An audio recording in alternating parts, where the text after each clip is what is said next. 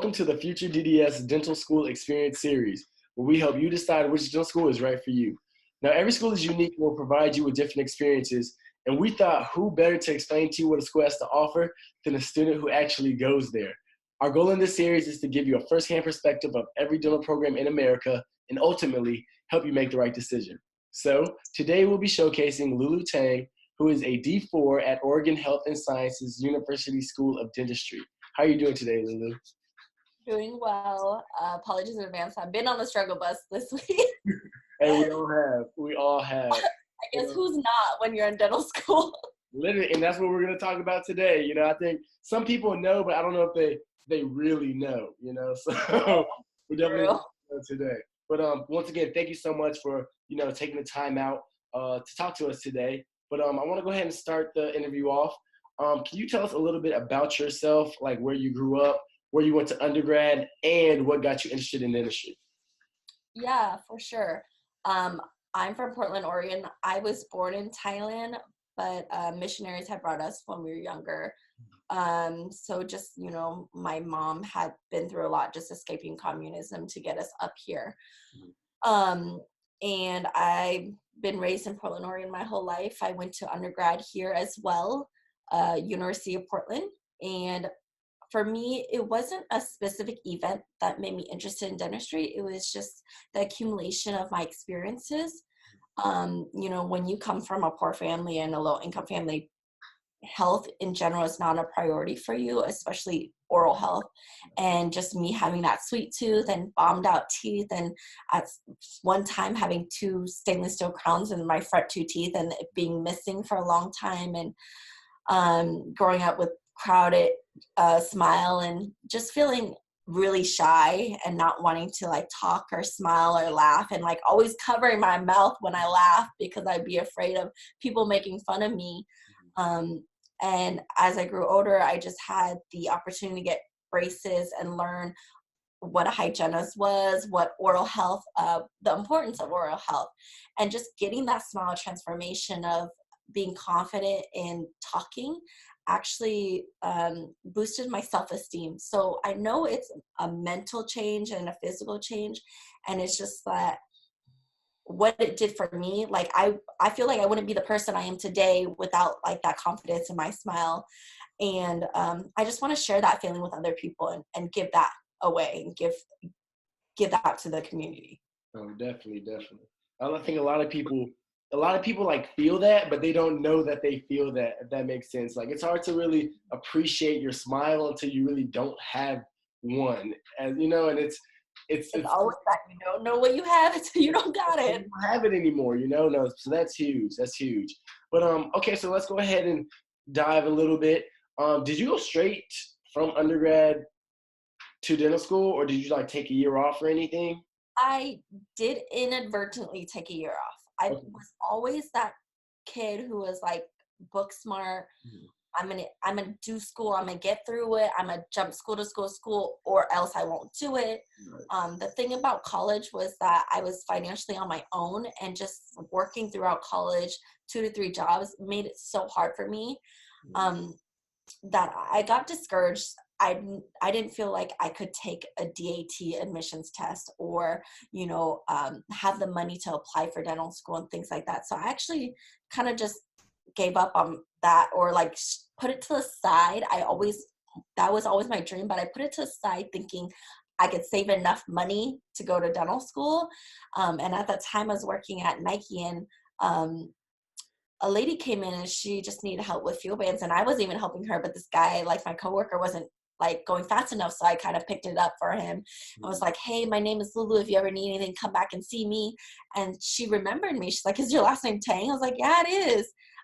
It so happened to be, I don't know if people are familiar with Kaiser Permanente, but it's a HMO in different regions in the United States. But I had received a scholarship through them for health careers, and she remembered me because I gave a speech. And so it's all about who knows you. Yeah. It's not about who you know, or it's not about like what you know. It's not about who you know, it's about who knows you. So always make the impression. And so that's why, I shared with you before our interview that I feel very blessed because it's just a fine line of like, if I didn't help her, then I wouldn't have been connected, like, reconnected to the profession and just given resources. And so at that time, I got reconnected, got back on track, and she helped me get an internship or introduced me to the right people, and I got an internship with Kaiser. And throughout that time, I was able to financially support myself to be able to apply and study for the dental admissions test and apply for school. And so, yeah, that was nice. So I ended up graduating college, studying for the DATs, and then interviewing and getting accepted in December. So that gave me a year off before I started again in 2015. But I do say that retrospectively thinking, I'm glad I took this year off. It was a nice break. For me, I've always worked and gone to school, and so it's very, very stressful for me. So the opportunity I had to just work was just a nice mental relief for me to kind of catch a break and do somewhat quote unquote brainless activity to get by. But yeah, I mean, I would recommend it. And I think sometimes it makes you a stronger candidate when you do take a break. So you get real world experience so that you understand the logistics of like clocking in and clocking out, chain of command, policies, procedures, things like that, just in a regular work environment before you come to dental school. No, I completely agree. I mean, our entering class had like more than 50% of the students, they had taken a year off, you know? And a lot of people sometimes feel kind of insecure about that, the fact that they have to take a year off. But like you said, like it's a great opportunity for you to get some real world experience. Yeah, so anybody watching this, I mean, from Lulu, from me, listen, do not feel insecure about taking a year off. It actually can benefit you in the long run, and especially within your application process. So, so great. Now I want to ask you about your school. So we know it's in Oregon, but like, which city is it in, and what's like the surrounding area like? So we're Portland, Oregon. We actually been getting on the map, surprisingly. So Blazers, Damian Lillard, you know, I think I mentioned on the paper, like Travis Scott tweeted that we were his favorite city. Okay. You know, Drake got a song called Portland. Wow. See, y'all would notice that. Like now that you say it, I'm like, okay, I do remember that song. Yeah. Oh, Quavo on it. Huh? Is Quavo on it? I think so. Yeah, Quavo and Travis Scott was on it. See, you know. It's coming back. Yeah. So, you know, we've been getting on the map. We are a metropolitan city. We're not the capital, but we're the metro. We have like a river running through us. But our school actually, it used to be on what we call Markham Hill, like all the way to the hill, because OHSU, Oregon Health and Science University, OHSU, is actually a teaching hospital. So it's the largest hospital in Oregon, actually. So we have different programs as well. School of Dentistry used to be on the hill, but it relocated to the South Waterfront, which is a renovated new area, super nice building, right on the water, easier access to get to. I call it a mini Dubai, or like, actually, my Lyft driver said this. It's like a bootleg Dubai or low budget Dubai, because you got all these like skyscrapers, condos, things like that, and it's just kind of under development. There's a lot of construction down here, but everything's close by. I'd say Portland relatively is a pretty small city, even though everyone's been coming up here from California and the population has been growing. Just because our quality of living, I feel, is really nice up here. Like, for instance, we can drink tap water, and that's different for a lot of people. And just our quality of air, there's a lot of grass, there's a lot of trees, a lot of people do outdoor hiking stuff. It's a great quality of life, and I think that's why people are coming up here to move. But it's a beautiful city. It's a very beautiful city. And you said that you're like on a health sciences campus. So do y'all take classes with the medical school students? if your first year you do in a specific class. The only class you take with the medical students and also the PA students, physician assistant students, and some radiology tech students is the anatomy. So foundations of clinical anatomy. They group us together in different sections, and I'd say that's the only class. OHSU is doing something different recently in the last few years. Is called interprofessional education, where it's just like once a term you meet with a group of the different programs, school of nursing, school of medicine, the radiology, the PA school, just to collaborate on different projects and talk about streamlined care, because a patient of yours is not just seeing the dentist, they're seeing the nurse, they're seeing a doctor. So how do you communicate with each other and collaborate on care? And so that's one of OHSU's new thing last few years. Okay, and so your class in general, like how big is your class without the medical students and the PA students? So after your first year, you're just with your dental class, didacts, like every day, 8 to 5 every day. It's 75 students, which when you told me your class is 200, like that's like I just realized how small our class is. And so I guess we're pretty lucky. Yeah. So ours is 75 students that few drop out here and there, few, unfortunately don't make it through. So it always happens. It happens, unfortunately, for all schools. But okay, so now I kind of want to ask you, what were like some of the main factors that really drew you to the school? I mean, you just talked about the interprofessional system. I mean, granted, I don't know if you knew about that beforehand, but I mean, like, what were some cool things about Oregon that really made you say, you know what, this is where I want to go? Well, I'm being from here and being financially on my own, it just played it safe. Yeah. And also the application process is not cheap. So OHSU ended up being the only school I applied to. But because I had good vibes about it, I had made the right connections, and I felt good about my application. So I felt confident in putting all my eggs in one basket. And besides that, though, I liked how OHSU has a didactic lecture. Some schools I know of, like USC, for example, they have more research-based learning.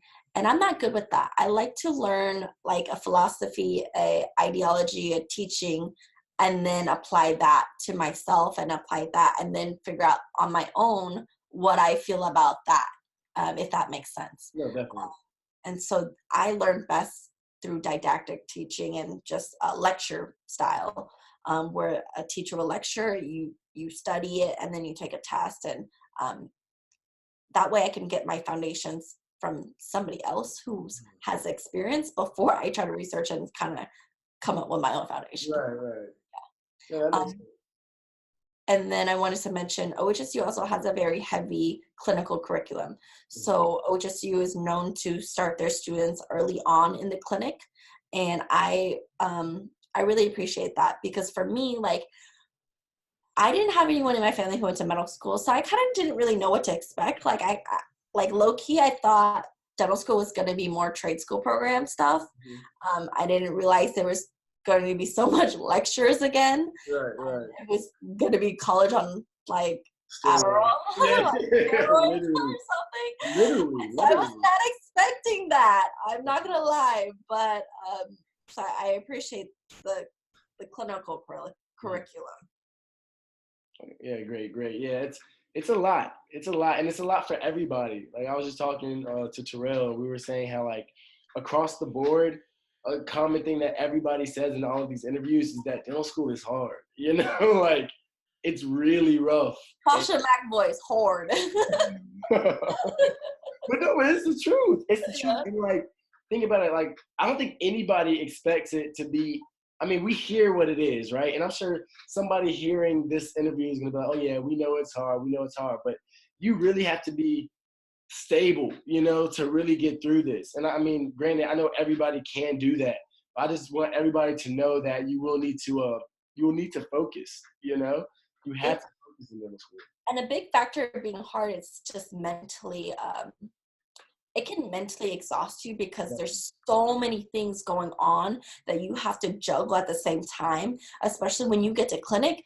You're juggling your patients, you're juggling your classes, you're juggling like your projects, you're juggling your lab work, and it's all these things. And like third year is the year that I started getting in clinic, and that's the first year I failed classes because of just juggling everything. And I'm not afraid to share with people that I failed or anything like that, because I think school and my grades are not going to validate who I am and validate if I'm going to be a good dentist, because I know I'm going to be a good dentist. But that's something people have to distinguish. You being a good student and you being a good dentist are two separate things. Completely different. And I mean, and we see that. Granted, I'm not in clinic yet. I'm about to start in 2 months. But I already know. Everybody says that though, you know, like granted, they'll tell me the people who are making A's in classes, that's great. Like, of course, amazing. But if you're not able to converse with the patient and make that patient feel secure in your abilities, and then of course perform the actions, then all those A's that you got really don't mean anything, you know?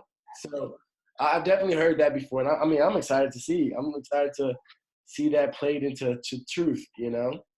But anyway, go ahead. Sorry, one more thing. Go ahead. OHU is a pass-fail, so that was very, very helpful.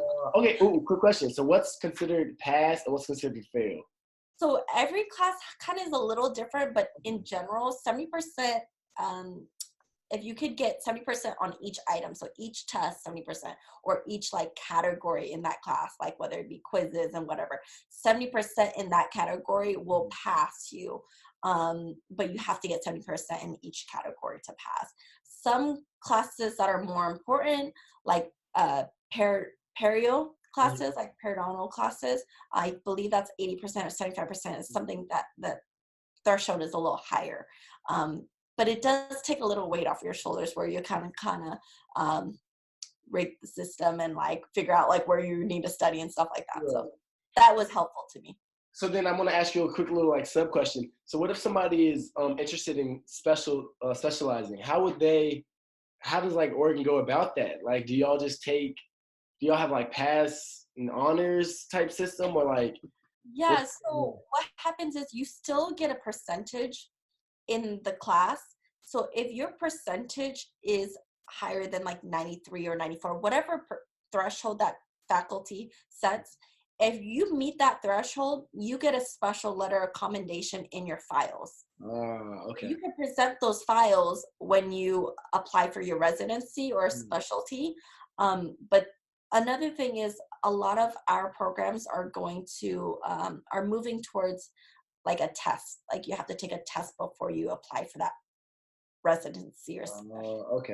Okay. I'm not too familiar with that, but I know a lot of my classmates were taking exams to apply for specialties. Just to apply. Exactly. And I'm like, nah. Hey, it's not for everybody, you know. It's not it ain't for me. Hey, another good key about dental school, you will learn yourself. You know, you'll learn what you're good at. You'll learn what you're not good at. So exactly, that's so true. Definitely. But okay, so let's go back in time a little bit. I want to talk about your interview day. Okay. You know, because a lot of people are anxious and really nervous about that. Can you kind of walk us through what your interview at Oregon was like?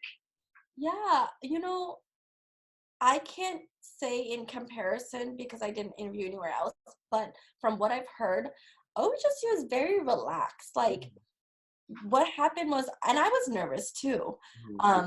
When you come in, you have like a kind of a paper application, and they actually ask you to write an essay, like an impromptu essay.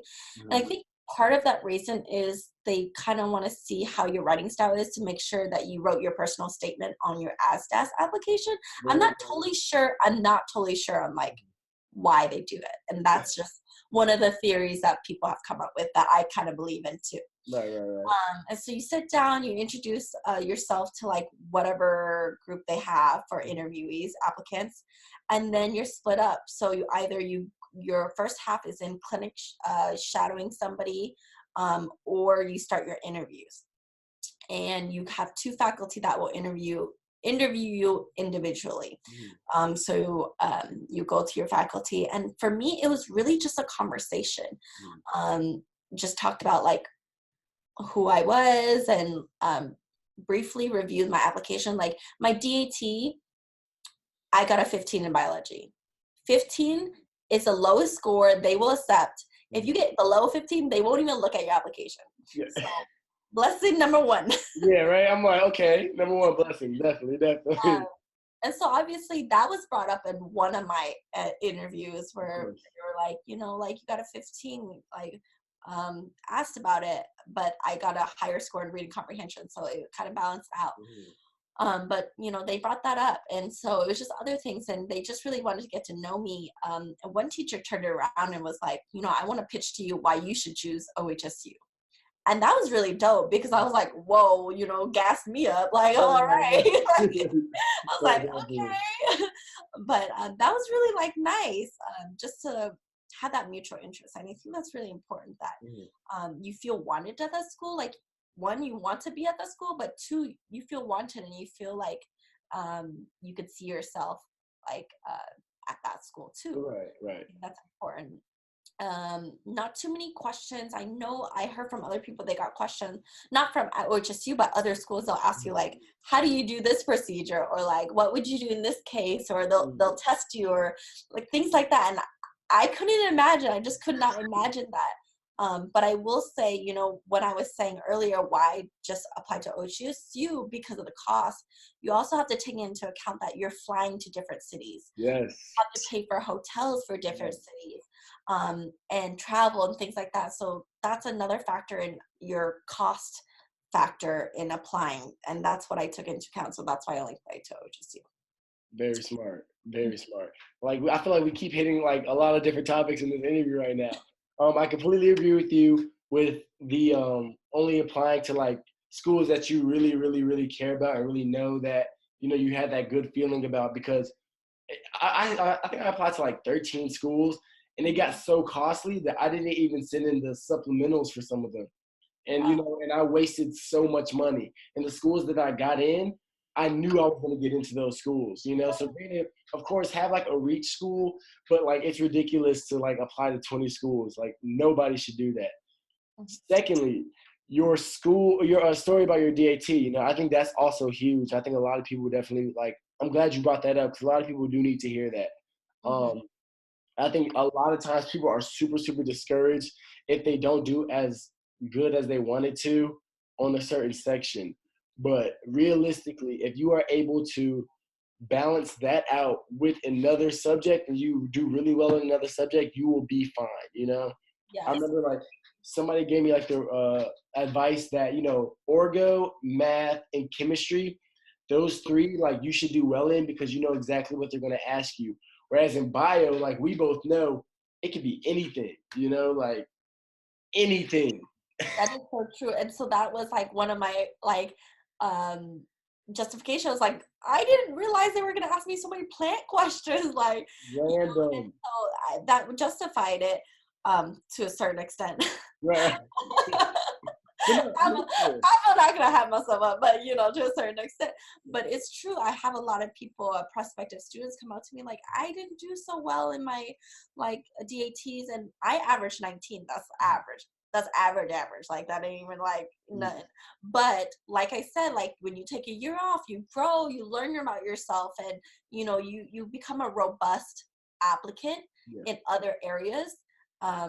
And I think that's really important. I think some schools kind of pick up on that more. Like, I know for a fact OHSU likes well-rounded applicants, whereas other schools, they want you to look good on paper. So yeah, definitely. So that's another point for Oregon, definitely. Okay, so you got into school, obviously. You interviewed, you got in. Can you kind of talk to us about those initial couple of weeks? Did you all have like an orientation, or did they kind of just like throw you all into the school environment and say, hey, now it's time to study?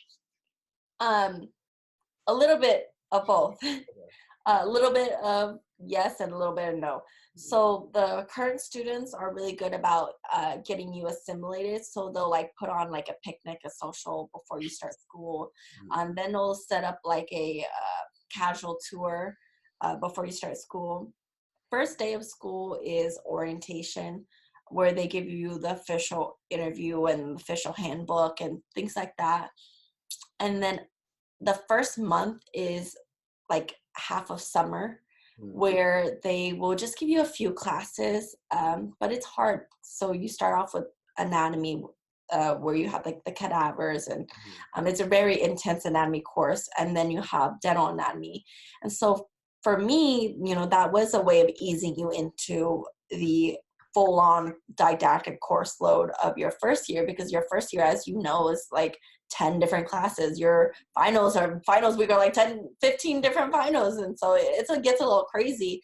And so after that half summer, you kind of like pick up the pace, and then like fall term, you dive right into a full course load of 8 to 5, Monday through Friday.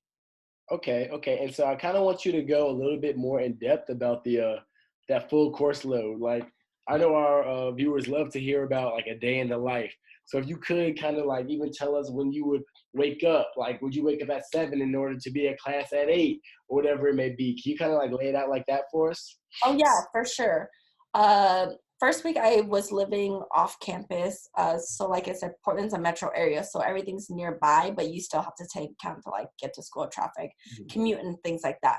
So for me, if you like classes are 8, so I would have to get up like 6:30. I used to be a person where I did my makeup like every day before school. Right. Now I'm not that person, so I can sleep in 30 more minutes, but you do you, like whatever, like you, whatever works. Right. Yeah, whatever works. So I would have to like get up 6:30, leave the house by 7:30 a.m. to get to school by 8. But here's the thing about OHSU. They don't give you parking. Like students are not even allowed to get on the list for our parking pass. So you either pay like full price every day, which can get very spendy. But Portland in general is very big on public transportation, bike riding, things like that. So they really encourage you to like either take public transportation, and they give you a like lower price for the public transportation annual fee. And so first year I really struggled, like, because I used to take the bus all the time in college, and like then I got a car, and then like getting back on the bus was struggle. So I would, actually would have to get on the bus like at 6:45 to get to school by 8. And so it just really depends where you live. But yeah, OHSU doesn't give you parking, which really sucks. And then you have your classes 8 to 12. So it can either be like 4 hours of lecture, or it can be an hour of like a dental class, and then you go to your sim clinic for the next 3 hours. So everything's in like 4-hour chunks. Or you have assigned rotations where you observe in clinic or assist in clinic. But Monday through Friday, you are at school 8 to 5 for the most part. And so, like, what are you doing for the second? So, like, say you went, you did the didactic part, where you did the classes for 4 hours in the morning. Would you always go and do the dental class and shadow, or go to sim clinic in the afternoon? No, it's almost like first year. So maybe you have 3 4-hour blocks of a dental class, where like those 4-hour blocks, you do like the 1-hour lecture and then 3 hours in sim clinic. The other times are lectures. So it's very heavy lecture your first year. Yeah, and so I'm actually looking at the schedule right now for first years. So I'm just gonna give it to you. Okay.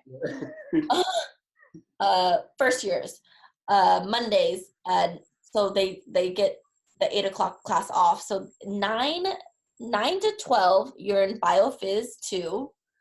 And then 1 to 2, they're off. 2 to 5, they're in basic disease processes, another lecture. Tuesday, this is a dental class, so the first hour, 8 to 9, is direct restorations. Okay. And then they move to the simulation clinic 9 to 12. And then 1 to 2, they have oral histology. And then 2 to 5, they either have the oral histology lab, or they have introduction to comprehensive care lecture. Okay. So Yes, I see how it's. Yeah, I see how it's like that. Okay, that makes sense. That makes sense. hopefully that helps. No, Sorry. no, definitely, definitely. I'm sure our viewers are, definitely gonna appreciate that. They always love to see like schedules and stuff. We did a video Yeah. of that, just You know showing. what's funny is like I never even looked into that as a prospective dentist student. I just knew I wanted to be a dentist, and so I Right. kind of I didn't know about boards getting into dental school. Like I wasn't prepared like that, Right. and so this is props to people really researching Oh what it yeah. is to become a dental student. No, definitely. Yeah. People are excited. Yeah, people can't wait to take 30 credits. Yeah. Because it's coming. It's definitely coming. But okay, great, great, great. And so, say somebody has heard this interview, and they're like, you know what, Lulu has convinced me. Oregon is amazing. I want to go to that school. Yeah. What is something that you would tell them to make sure that they had on their applications? As far as it like being, make sure you have this community service, make sure you get Okay. your personal statement. Well, we recently got a new dean, Okay. who's big on research. Mm, So I think for me, I wasn't a research person. I didn't have research on my application, and they did ask if I would be interested in that. mhm, Um, but for me, I mean, I told them like the research I did was more like data work and kind of seeing the social implications of what that data means. yeah, Kind of like if people use sealants, like what does like how what percentage of people are protected from cavities? yeah, Like that was the kind of research that I was like into and doing, instead of like the biology and cells and yeah, materials. But the dean is big on that, and so I'd say get involved in research, especially in college. There's always the teachers, you could be assistants in their research. And one of my friends who were in the same college year, with same age, but she started dental school before me. She was really big on research and doing that in college, and I think that really boosted her application. mhm, So I'd say take a look into research at your school and see, just try it out. That way you can at least speak to it when you get here for your interview, whether you like it or not, or what kind of research you would be into. And also, like, I didn't do research for all my 4 years here, so you'll be okay. You don't have to be forced to like research. Just experience it so you could speak to it when you get here. right, right, definitely. Okay, great, great. So another topic that me and you kind of talked about earlier on, before we started the interview, just like mental health in general. It's a huge speaking point, and it's huge for your success in dental school. So I wanted to ask you personally, like, how do you maintain your mental health while going through such a rigorous curriculum? For me, I think I was very grounded before I started dental school. I had a really great friend group. The people I could get tough with is from high school. Mhm. And just having that solid crew behind me, no matter what, and they're not in the medical field, but just having that diversity in my background. And a lot of the people I kick it with are not in dental. Yeah, And so it's just nice to get that outlet of like, who else, what other things you can be involved in. yeah, And I do a lot of collaborations on Instagram, and I work outside of dental school. I think after my first year I kind of got this schedule down where you can increase your capacity or understand what you can and can't do. And so I work outside of school, and I do a lot of things outside of school, which can be a downfall because I don't really spend a lot of time with my classmates either. Um, but it's okay because I think for me, I'm happy as a student, being able to have my own life, yeah, but go to school and thrive. And I think that's important, that you can distinguish that life you have as a student and the life you have outside, and having that social life. I mean, for me, I don't technically consider myself having a great social life because I'm always busy, I'm always working, but I have that there if I need it. And just maintaining it, and just remembering your why, just pushing yourself and motivating yourself, because sometimes it just can get exhausting where you do want to give up. And there's so many times I'm like, I broke down and cried a few times already. Like it gets to you, you just like, dang, like, how is this happening? And you have a lot of hardships, and just a lot of barriers, and you'll experience things you've never experienced before. If you've never failed before, dental school might be it for you. And that's hard for people I've never failed a class before. And to get that in dental school, well, to me, like, I'm lucky I had leaders and, getting mentors in my life who make me understand what's important about life. And it's not your grade. It's not a pass or fail. And it's just remembering, who you are. Huge. Yeah. But yeah, I completely agree. Once again, distinguishing yourself from being a student and like who you really are, because it's very easy to get caught up. Very, very easy. And that's all literally, we're in class all day. Exactly. Class, like literally the same people will be talking about, sealants, and they're stressing about class because I'm stressed about class. If we're all stressed, I mean, there's no outlet. Right.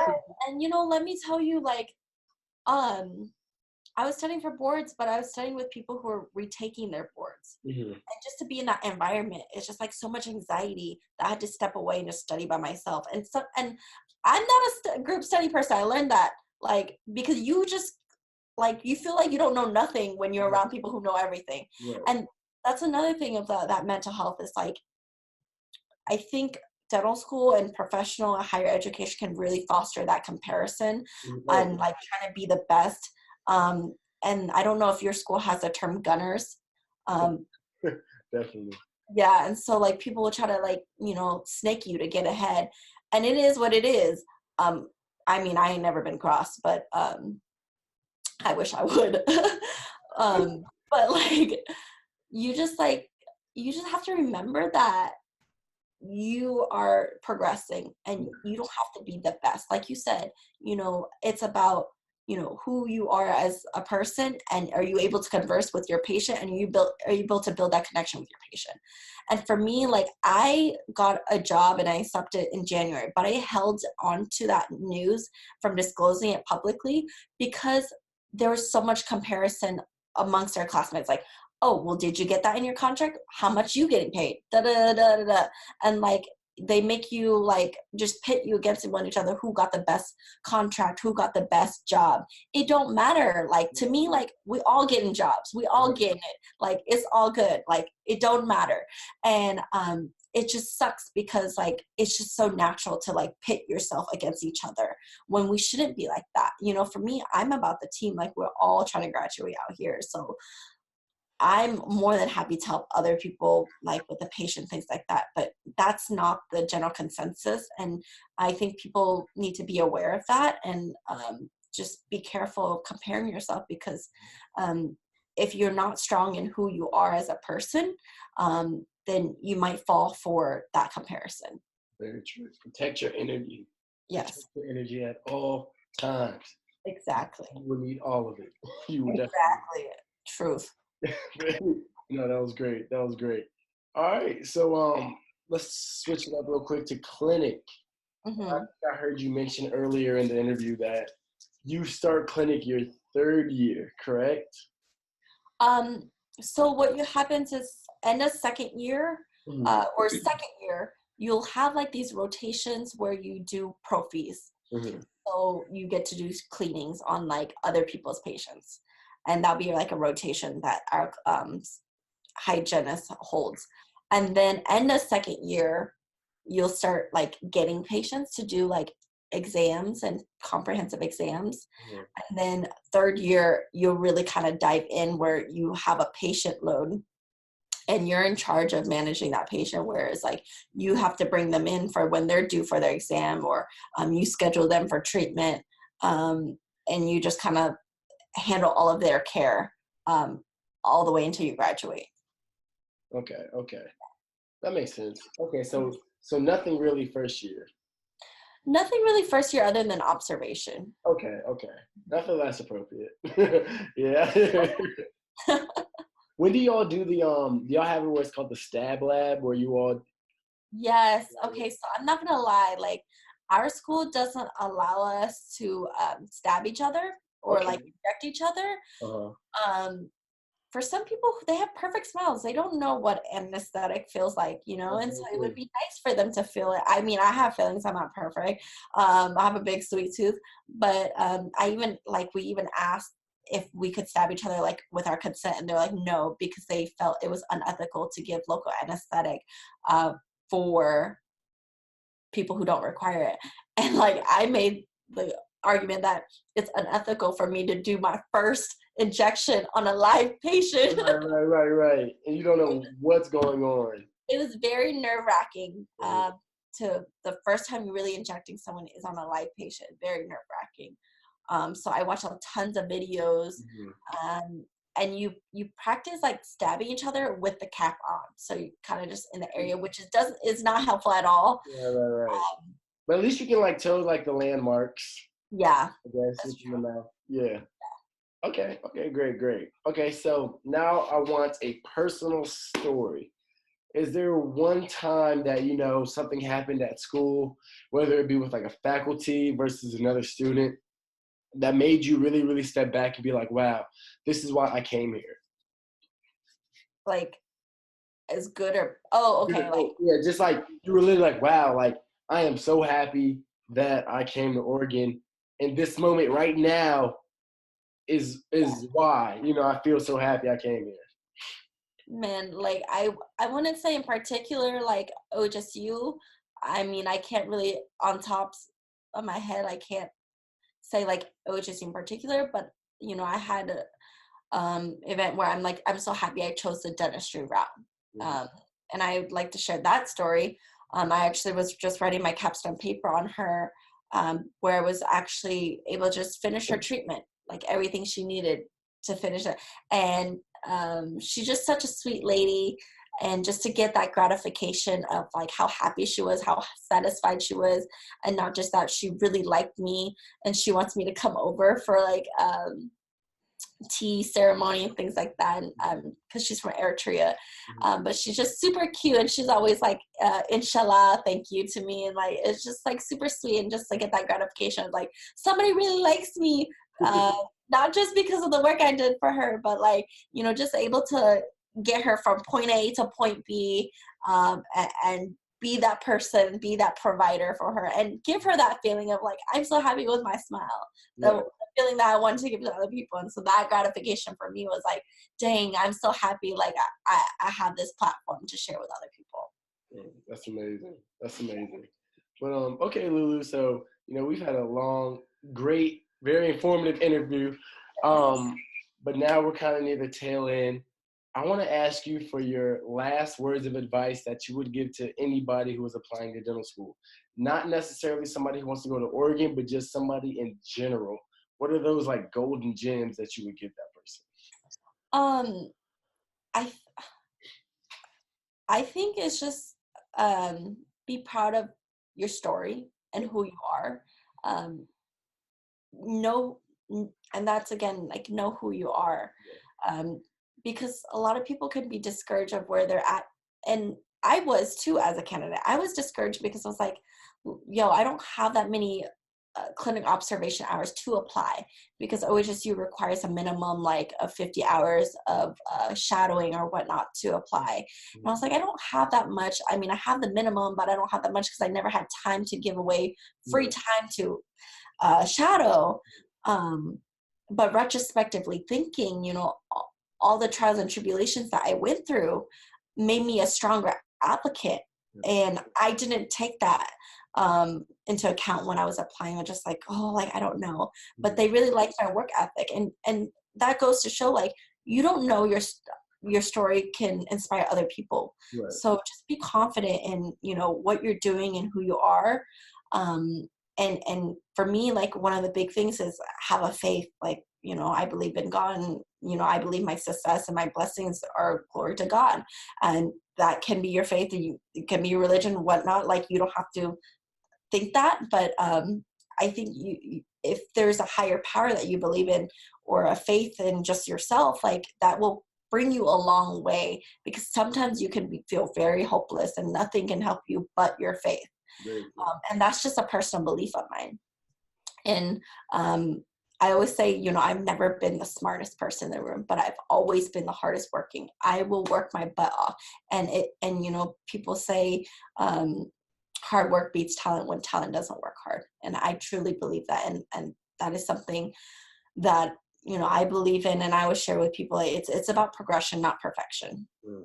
And just remember, your journey is your own story. It's not a cookie cutter system.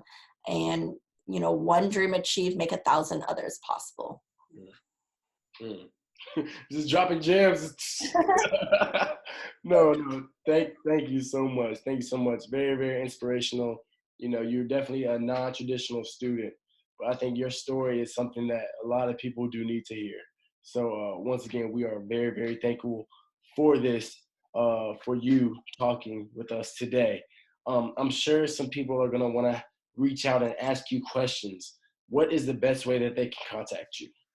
I'd say I direct them to my Instagram because it has an email link on there, or you could DM me, or you could follow me and follow my journey, because I've been sharing a little more tidbits of, like, you know, along my route. You can kind of go back and see my feed of my journey. And it's been pretty cool because I just recently announced my job, and like this girl commented, like, I followed you early on and just so cool to see where you are now. And that was very heartwarming to know that I can inspire other people. And I definitely want to do that. I want to inspire other people, but I also want to help people too. Right. And I think that's a power of sharing your story, because you don't know who you can help by Right. sharing your story. And that's why I appreciate you guys, like, for putting this on, you know, just helping so many people understand what it's like and the work it takes to become a dental student and a future dentist. And I think that's really important. I think it's very dope of you and Terrell to, you know, put your time and energy into this, because we don't have a lot of spare time in dental school. So I know on behalf of a lot of people, we appreciate you. Yeah, no, definitely, yeah. We just try to help. You know, we think about what we wish we had, and we just try to provide that. So, no, hopefully both of us will, me, Terrell, and you know, will continue to inspire, and just keep helping people, because that's what we're here for. That is the profession of dentistry, is for us to help. And then Yes. we're gonna Change continue. the game. We gotta change the game. We have to, and we will. We definitely will. Lulu, literally on behalf of FutureDDS and all of our subscribers, thank you so much once again. I know you're super busy, but this was great. This was great insight for everybody. So definitely thank you. I enjoyed it. Thank you. You're welcome. You're welcome. Everybody, if you have not already, make sure you hit the like button below. Also, don't forget to hit the subscribe button and the notification bell so that you know whenever we post new content. But until next time, see y'all later. Shout out FutureDDS.